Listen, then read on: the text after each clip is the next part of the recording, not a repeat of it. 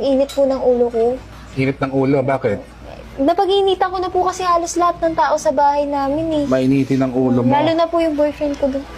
Baka maghiwalay na kami. Wala kang maintenance, allergy? Wala naman po doon. Sige, abot mo yung kamay mo. Daliri lang.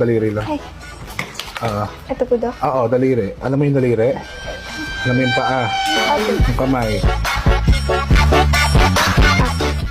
Tip ko lang. Easy ka lang.